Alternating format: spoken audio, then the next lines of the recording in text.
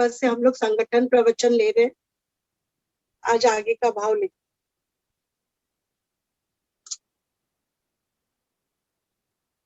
संगठन प्रवचन में हम लोग आज एक टॉपिक लेते हैं, मन। कि मन अगर चंचल है, मन अगर अस्थिर, मन अगर परेशान, आकुल व्याकुल, तो क्यों है? क्योंकि मन ने मोहन से प्रीत नहीं, मन मोहन से नहीं मिला। इसको जिसको जिससे मिलना होता है, अगर वो उससे नहीं मिलता है तो वो अस्त व्यस्त, आकुल व्याकुल, संतुष्ट और चंचल है। मन की भी आज यही। तो हम लोगों ने क्या जमा किया, संगठन क्या चीज का किया मन के अंदर? अस्त व्यस्त, चंचलता, निरर्थक विचार, निरर्थक सुख, निरर्थक समय। तो जैसा संगठन किया मन के अंदर, तो मन क्या हो गया? गंदा हो। अब गंदा मन भगवान का बंदा बन नहीं पाता है। अगर वो बंदा बन नहीं पाया तो वो क्या हो गया? सड़ने लगा। तो मन के विकारों को हम देखते हैं कि अगर नकारात्मक विचारों का संगठन है तो हमारा मन गंदा हो जाता है। हमको लगता है भगवान से मिलना है कभी कभी, लेकिन फिर भी इच्छा क्या होती है? एक बार दुनिया देख लेते हैं, एक बार पूरा वर्ल्ड घूम लेते हैं, बस ये देख लेते हैं एक बार। वास्तव में वो देखना क्या? हमें देखना था सत्यानुराग, प्रभु, पर हम उसको नहीं देख के दुनिया को। इसके कारण ही हम, अगर हम दुनिया घूमने लगते हैं, दुनिया का मुंह देखते हैं, तो हमारे जीवन में शांति भी नहीं देती। शांति उसी के जीवन में आती है जो परमात्मा के उन्मुख, जो उससे अनुरक्त है, जिसके रक्त में उसका प्यार लहरा रहा, जो दुनिया की विचारों से विरक्त, विकारों से विरक्त, जो प्यार का अनुरागी है, सत्य का अनुरागी है। अगर हम ऐसे व्यक्ति के साथ रहते हैं तो हमारे भी जीवन का एक लक्ष्य बन जाता है। हम देखने आए थे प्रभु, और भक्तों को देखते हैं तो हमें भगवान की याद आने लगती। तो लक्ष्य हमारा है भगवान को प्राप्त करना है, देखना भगवान को, और मन को उसके अनुरूप बनाना है, और शांति के साम्राज्य की स्थापना। ये सारे देखो कड़ियां हैं, तभी हमारे जीवन में मुक्ति आती है। हमारे जीवन में मुक्ति तभी आती है जब हम मुंह ताकना बंद करते। बहुत अच्छे से समझने की बात है कि मुंह ताकने की बहुत आदत है। मुखापेक्षी जीवन हमको बिल्कुल नहीं। धीरे धीरे सदगुरु हमको समझाते हैं कि देखो, कोई भी व्यक्ति विवेचना कब करता है? ये अच्छा है, ये बुरा है, ये मेरे लायक नहीं है, इसमें कमी है। हमको विवेचना की आदत है। भगवान कभी विवेचना नहीं करते। तो जब हम भगवान के साथ जुड़ेंगे तो हमारे अंदर एक गुण और धीरे धीरे पल्लवित होगा कि हमको अच्छे बुरे की परिभाषा से हट जानी। हो सकता है कोई व्यक्ति हमारे लायक नहीं हो, हम उसके लायक नहीं हो, हमको लगता है वो हमारे लायक नहीं हो। कभी हम ऐसा भी नहीं सोच सकते, ऐसा भी तो सोच सकते हैं हम ही उसके लायक नहीं होंगे। तो जब हम किसी की विवेचना छोड़ देते हैं तो हम भगवान के रूप। देखिए, सूर्य की रोशनी जो सब पर पड़ती है, हमें भी शूरवीर बन, सबका भला चाहना, सबका मंगल करना, मजबूत बनना है। जब तक हम मजबूत नहीं बनेंगे, शूरवीर नहीं बनेंगे, तब तक हम सूर्य की तरह सबकी सेवा भी नहीं करते। निश्चल भाव से हमको करना है, हम करते।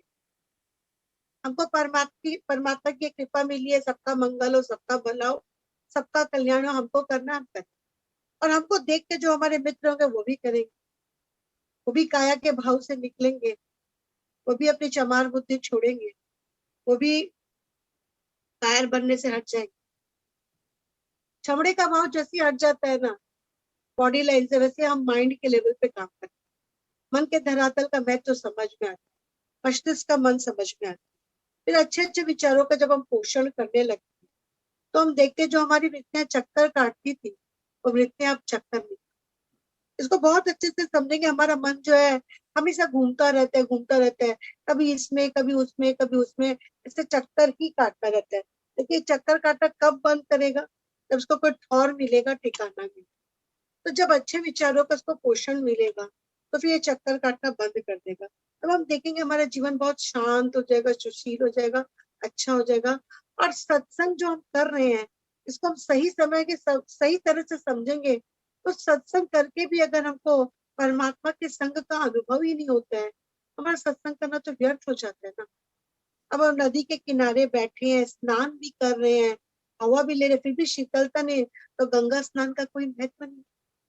सदगुरु तो बार बार कहते हैं कि सत्संग ठीक से करो, सत्संग ठीक से करोगे तो ही तुम्हारा जीवन सुंदर होगा।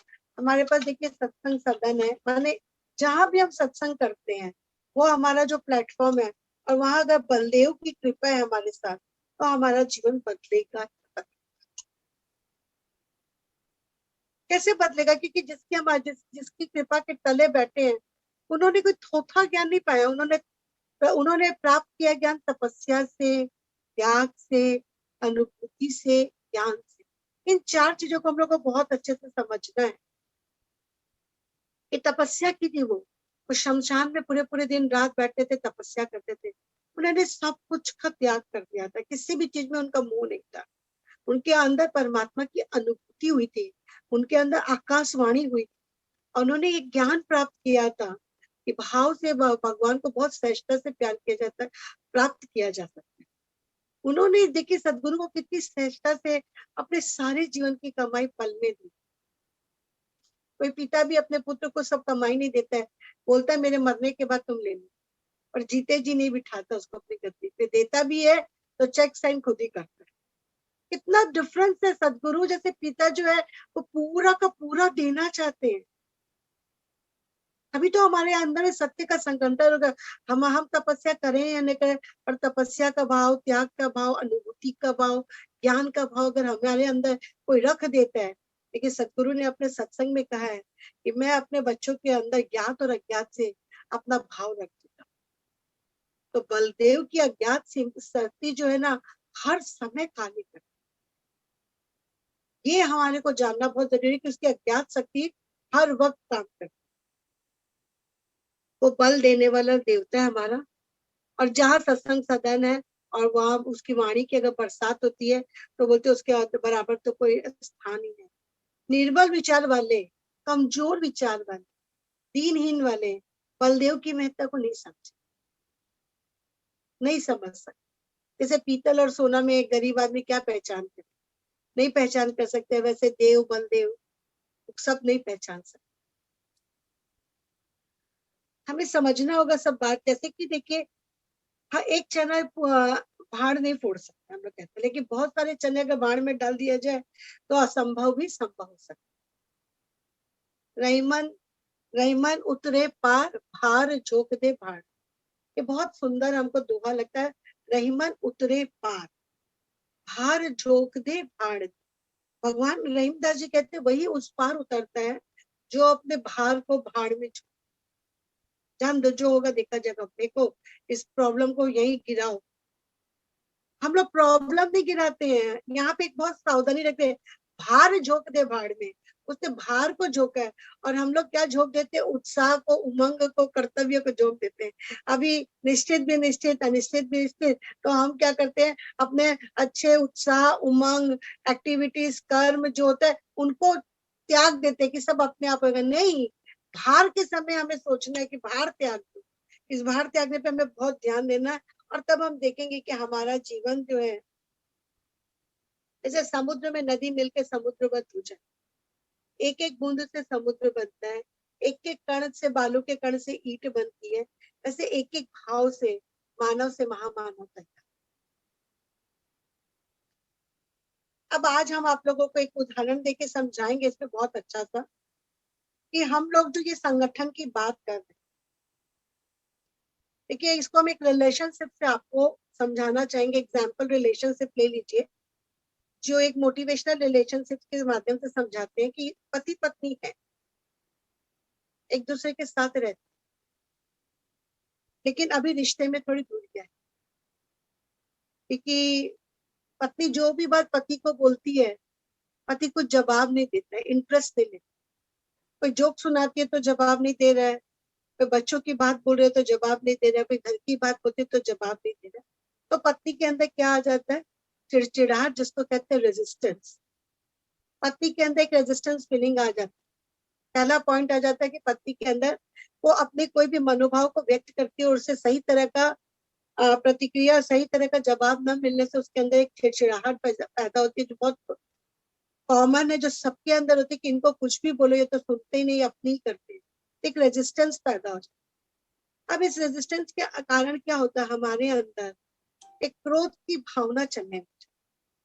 अंदर ही अंदर एक क्रोध, एक है ना, मतलब गर्माहट, बॉइलिंग जो होती है ना अंदर में, हमारे अंदर चलने लगती है। हमारा खून अंदर ही अंदर उबलता है, हमारे अंदर गुस्सा आने लगता है, जिसको हम लोग रेजिनमेंट कहते हैं। रेजिनमेंट कहते हैं मानने की जो अंदर ही अंदर हमको, हमारे अंदर बह रहा है खून, गुस्सा बन के बह रहा है। पहले चिड़चिड़ाहट पैदा हुई, फिर रेजिनमेंट आया कि हमारे अंदर फीलिंग ऑफ एंगर आने लग गई। अब हम क्या करते हैं, जब बहुत गुस्सा आता है ना तो हम लोग है ना रिजेक्शन करते हैं, छोड़ो ना। कभी तो हम उनको उलाहना दे देते हैं, कभी तो हम मुंह से उनसे लड़ाई कर लेते हैं, वर्बली कुछ बोल लेते हैं, कभी नॉन वर्बली हम मौन रह जाते हैं, बोले तो सजा, चुप्पी में मजा करके मौन रहते हैं, ऊपर से मौन रहते हैं। कभी हम बोल डालते हैं कि अपनी बातें कह भी डालो, अपनी बातें कहनी चाहिए, अपने अंदर गंदगी मत रखो, कचरा बाहर फेंको, तो बोल भी डालते हैं। और कभी लगता है बोलने से कोई फायदा नहीं, मौन है, तो हम क्या करते हैं, अपने अंदर बातें, उसको रिजेक्शन कहते हैं। तो आपको रेजिस्टेंस, रेजिनमेंट, रिजेक्शन तीनों समझ। अब क्या होता है, ये बातें हमारे अंदर बहुत घर कर जाती है, हम इनको छुपाने लगते हैं, छुपा के फैमिली में सास ससुर के साथ जीते, परिवार के साथ जीते, लोगों के साथ देते हैं, और अंदर ही अंदर एक रिप्रेशन फीलिंग आ जाती है। अनकॉन्शियसली हम अपने आप को पनिश करते हैं, अपनी पुरानी बातों को पकड़ के। ये है हमारे नेगेटिव संगठन जो हमारे जीवन में दुख देते हैं। अब एकदम बहुत ईमानदारी से सोचिएगा, आप अपने पति को कोई बात बोलते, वो नहीं ध्यान से सुनते तो चिड़चिड़ाहट भी आती है, गुस्से की फीलिंग भी आई, आप कभी बोले कभी नहीं बोले, और इन बातों को दिल में छुपा के। ये हमारी 4 स्टेज नेगेटिव है। अब ये नेगेटिव स्टेज अगर हमारी अंदर में रहेगी तो रिश्ते में क्या होता है, अधिकार और कर्तव्य की, हमको लगता है कि ये हमारा अधिकार है और ये हमारा कर्तव्य है। हम अधिकार और कर्तव्य के बोध में जीते रहते, प्रेम से बहुत दूर चले जाते। प्रेम हमारे अंदर रहता है कि हम रिश्ते को हम निभा रहे, रिलेशनशिप के बारे में हम समझ जाते हैं कि हमारी राइट्स क्या है, हमारी ड्यूटीज क्या है, हम इन सब बारे में सोचने लग जाते हैं, ये मेरा राइट्स है, ये मेरी ड्यूटीज है, छोड़ो ना, हमको हमारा काम करना है, हमारे बोलने से कुछ होएगा तो है नहीं। हमें ऐसे समय में ना थोड़ी सी फ्लेक्सिबिलिटी लानी, थोड़ा सा मन को फ्लेक्सिबल बनाना है, थोड़ी म्यूचुअल अंडरस्टैंडिंग ग्रो करनी है, थोड़ा कम्युनिकेशन सही करना है, थोड़ी अपनी टोनालिटी को मिठास के साथ बात करना है, और अपने हस्बैंड को क्या चाहिए, उनका क्या अधिकार है, और उनके प्रति मेरा क्या कर्तव्य है, उस पॉइंट ऑफ व्यू को हम देखना शुरू करें। और जब ऐसा करना शुरू करते हैं तो जो हमारा बिखरा हुआ रिश्ता है अंदर ही अंदर, उसके अंदर हम देखते हैं धीरे धीरे हमें ना बहुत सुंदर सुंदर एक्टिविटीज लाते हैं।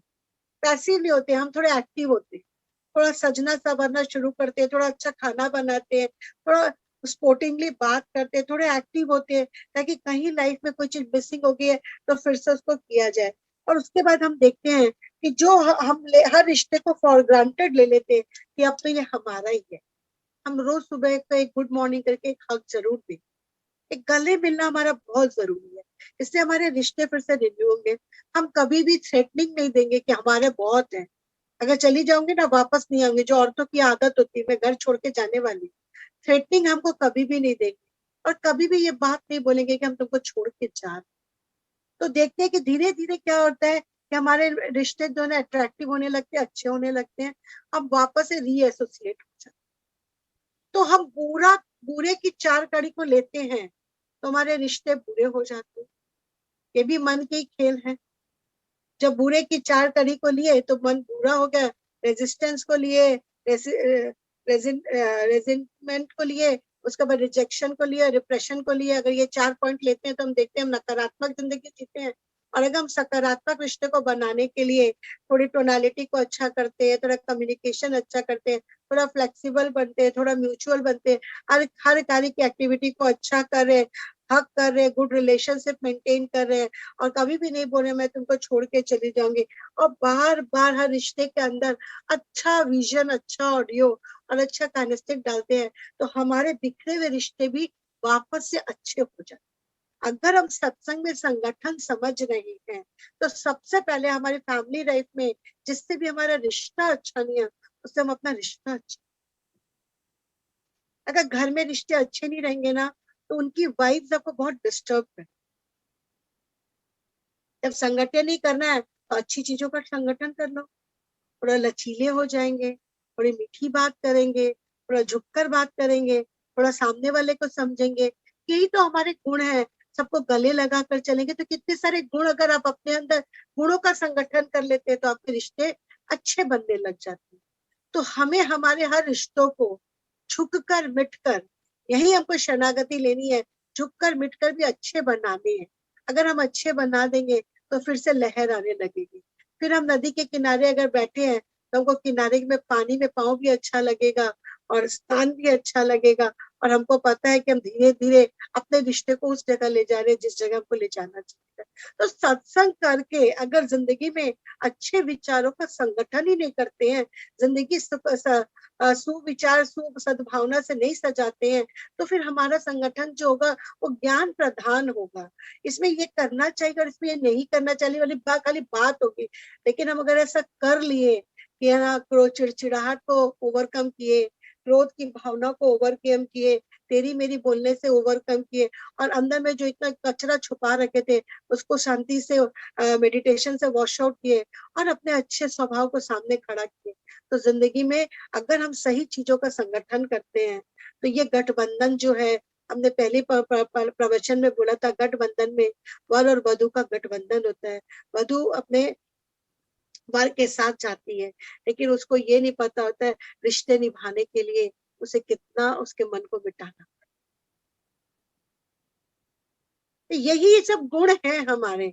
जब जैसे जैसे गुण हमारे अंदर उतरते जाएंगे वैसे वैसे हम हमारे जीवन को सुंदर बताएंगे और संगठन की सही परिभाषा को समझ पाएंगे। अब हम लोग आज अपने रिलेशनशिप के ऊपर चर्चा करेंगे कि हम सबके अंदर क्या ऐसी भावनाएं आती है, क्या चिड़चिड़ाहट का आना, क्रोध का आना, बोलना नहीं बोलना, हम लोग सब इस पे चर्चा करते हैं। जय गुरु। बहुत सुंदर। मासी को